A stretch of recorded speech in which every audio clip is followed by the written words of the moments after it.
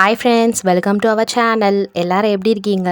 நாங்கள் நல்லா இருக்கோம். இன்றைக்கி என்ன வீடியோ பார்க்க போகிறோன்னா, house cleaning and organising ideas எனக்கு தெரிஞ்ச டிப்ஸோடு இன்றைக்கி வந்திருக்கேன். இந்த ஃபர்ஸ்ட் டைம் சேனலை பார்க்குறீங்கன்னா சப்ஸ்கிரைப் பண்ணிவிட்டு பாருங்கள். பக்கத்தில் பெல் சிம்பிள் இருக்கும், அதுவும் ஆன் பண்ணி வச்சுக்கோங்க. அப்போ தான் நான் போடுற வீடியோஸ் உங்களுக்கு ரெகுலராக நோட்டிஃபிகேஷனில் வரும். வாங்க வீடியோக்குள்ளே போகலாம். ஃபஸ்ட்டு டிப்பு, நம்ம வீட்டுக்கு ஃப்ரண்ட்டில் எல்லார் வீட்லேயுமே நம்ம ஸ்லிப்பர்ஸ் இந்த மாதிரி ரிமூவ் பண்ணிவிட்டு போவோம் இல்லையா? அது ஒரு சில வீட்டிலலாம் பார்க்கும்போது அப்படியே ரொம்ப அன்னீட்டாக இருக்க மாதிரி இருக்கும். அப்படிலாம் இல்லாமல் நம்ம என்ன பண்ணணும்னா, கரெக்டாக அலைன் பண்ணி வைக்கணும். ஸ்டாண்ட் இருந்ததுன்னா அதுவுமே இன்னும் தனி லுக்கு கொடுக்கும், அந்த ஸ்லிப்பர்ஸ் அதில் அடுக்கி வைக்கும் போது.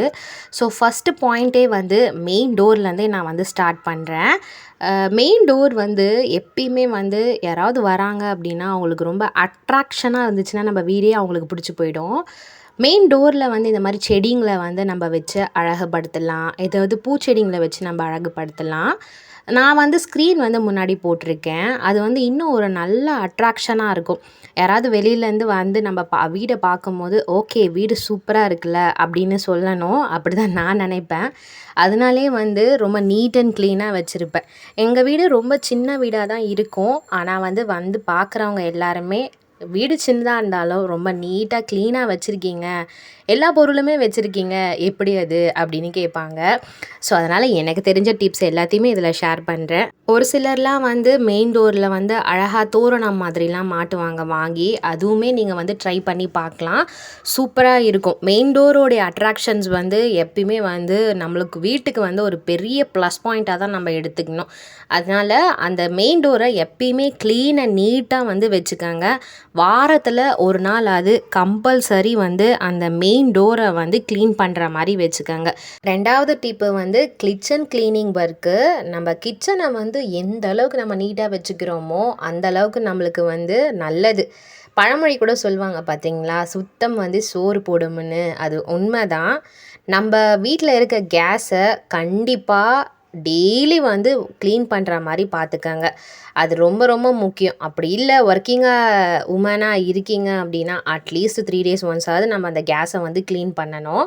ஜிங்க் எல்லாமே நீட்டாக வச்சுக்கணும். ஒரு சில வீட்டிலலாம் ஜிங்க்கெல்லாம் பார்த்திங்கன்னா ஒரு அன்க்ளீன் மாதிரி இருக்கும்.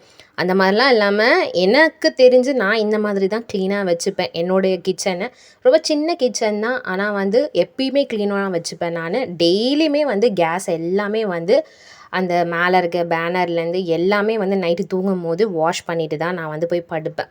அதே மாதிரி ஜிங்கில் பாத்திரத்தை எப்பயுமே போட்டு வைக்க மாட்டேன். ஜிங்கில் நம்ம பாத்திரத்தை போட்டு வைக்கும் போது அது தனியாக ஸ்மெல் எடுத்து அது ஒரு மாதிரியாக இருக்கும். முடிஞ்ச அளவுக்கு பாத்திரம் எல்லாம் ஒன்று சேர்ந்ததுக்கப்புறமா வாஷ் பண்ணி வச்சுருவேன். ஸோ இந்த மாதிரி தான் நான் கிச்சன் ஆர்கனைஸ் பண்ணி வச்சுருக்கேன். ஒரு சிலர்லாம் நிறைய பாத்திரங்களை எடுத்துப்பாங்க. எதுக்காக அவ்வளோ பாத்திரங்களை எடுத்து யூஸ் பண்ணுறாங்கன்னே தெரியாது. ஏகப்பட்ட பாத்திரங்கள் ஸ்லாப்பில் இருக்கும். அவங்க யூஸ் பண்ணுற ஒரு சமையலுக்கு யூஸ் பண்ணுற பாத்திரங்களும் நிறைய இருக்கும். அப்படியெல்லாம் இல்லாமல் டெய்லி யூசேஜுக்குன்னு சொல்லிட்டு கொஞ்சம் போல் பாத்திரங்களை மட்டும் எடுத்து வச்சுக்கிட்டு அதை மட்டும் நம்ம யூஸ் பண்ணணும்னு நினச்சிக்கிட்டோன்னா நம்மளுக்கு வேலை ரொம்ப சுலபமாக முடியும். இது எனக்கு தெரிஞ்சு நான் ஃபாலோ பண்ணிகிட்டு இருக்கிறது. நிறைய பேர் அப்படி இல்லாமல் எங்கள் வீட்லேயும் நிறைய பாத்திரங்கள் இருக்குது பாருங்கள் அப்படின்ற மாதிரி ஸ்லாப்பில் மொத்த பாத்திரங்கள் அடுக்கி வச்சுருப்பாங்க. அதை எடுத்து யூஸ் பண்ண இவங்களுக்கு வேலை தான் கூடுமே தவிர குறையவே செய்யாது. ஸோ அதை ஃபாலோ பண்ணிக்கோங்க. கிச்சனை ரொம்ப நீட்டாக க்ளீனாக வச்சுக்கோங்க. அது எப்பயுமே நம்மளுக்கு நல்லது. அப்போ தான் நம்மளுக்கு கொஞ்சம் இன்ட்ரெஸ்ட்டாக இருக்கும் போய் ஒர்க் பண்ணும் போது. ஏன்னா முக்கால்வாசி நேரம் நம்ம கிச்சனில் சமைப்போம், கழுவிட்டுருப்போம் பாத்திரங்கள் எல்லாம். ஸோ இந்த மாதிரி 100க்கு 80% கிட்ட நம்ம கிச்சனில் செலவழிக்கிறதுனால அந்த இடத்துல நம்ம நீட்டாக வச்சுக்கிறது நல்லது. இன்னொரு பாயிண்ட்டு, நான்வெஜ்லாம் நம்ம செய்கிறோம் அப்படின்னா கண்டிப்பாக அன்க்ளீனாக தான் இருக்கும். அந்த கேஸ்லேருந்து செய்கிற இடங்கள்லேருந்து மீன்லாம் ஒரு சில டைம் வாஷ் பண்ணும் போது அது ரொம்ப மெஸ்ஸியாக இருக்கும் பார்க்கும்போது. அந்த மாதிரி நான்வெஜ்லாம் நம்ம செய்யும் போது என்ன பண்ணணும்னா அப்போத்துக்கு அப்பயே சமைச்சு முடிச்சுட்டு கேஸ்லேருந்து ஜிங்க்லேருந்து எல்லாத்தையும் க்ளீன் பண்ணி முடிச்சிட்டோம். அப்போ தான் அந்த கிச்சனுக்குள்ளே நம்ம நுழையிற மாதிரி இருக்கும். இல்லைனா தேவையில்லாமல் ஸ்மெல் வந்துடும். அது நம்மளால் உள்ளே போயிட்டு நம்மளால் எந்த வேலையுமே செய்ய முடியாத மாதிரி ஆகிடும், அந்த நான்வெஜ் வேஸ்ட் திங்ஸ்லாம் பார்க்கும்போது. ஸோ அதையுமே நோட் பண்ணி வச்சுக்கோங்க. அடுத்து 3வது பாயிண்ட் ஃப்ரிட்ஜு கிளீனிங்கு யாராக இருந்தாலுமே வந்து ஃப்ரிட்ஜை வந்து திறந்து பார்ப்பாங்க. ஃபார் எக்ஸாம்பிள் நான் சொல்கிறேன், நம்ம ரிலேஷன்ஸ்லாம் வராங்க அப்படின்னா கண்டிப்பாக வந்து ஃப்ரிட்ஜை ஓப்பன் பண்ணி பார்ப்பாங்க. என்னெல்லாம் வச்சு இவங்க ஆர்கனைஸ் பண்ணியிருக்காங்கன்னு பார்ப்பாங்க. ஸோ அதனால் வந்து ஃப்ரிட்ஜை வந்து நீட்டாக வச்சுக்கணும். அட்லீஸ்ட் வாரத்தில் நம்ம கண்டிப்பாக அதை 2 டைம் அது க்ளீன் பண்ணணும், கம்பல்சரி. இல்லைன்னா வந்து அது ஒரு டைப்பில் பார்க்குறதுக்கு ஒரு லுக்காகவே இருக்காது. ஏன் அப்படி சொல்கிறேன்னா, நான்லாம் எப்படின்னா சாட்டர்டே வந்து மொத்தமே வந்து க்ளீன் பண்ணுற மாதிரி பார்த்துப்பேன் ஃப்ரிட்ஜை. ஏன்னா மண்டே டு சாட்டர்டே வந்து ஃபுல்லாக வெஜிடேரியன் எல்லாமே செய்கிறதுனால காய்கறிகள் எல்லாமே காலி பண்ணிடுவேன். அதுக்கப்புறமா சண்டே போயிட்டு நான் சந்தையில் போயிட்டு காய்கறி வாங்கிட்டு வந்து அதுக்கப்புறமா வந்து எல்லாத்தையும் ஸ்டோர் பண்ணி வச்சுப்பேன். ஸோ சாட்டர்டே கிடைக்கிற கேப்பை வந்து ஃப்ரிட்ஜு வந்து க்ளீனிங்க்கு நான் வச்சுப்பேன்.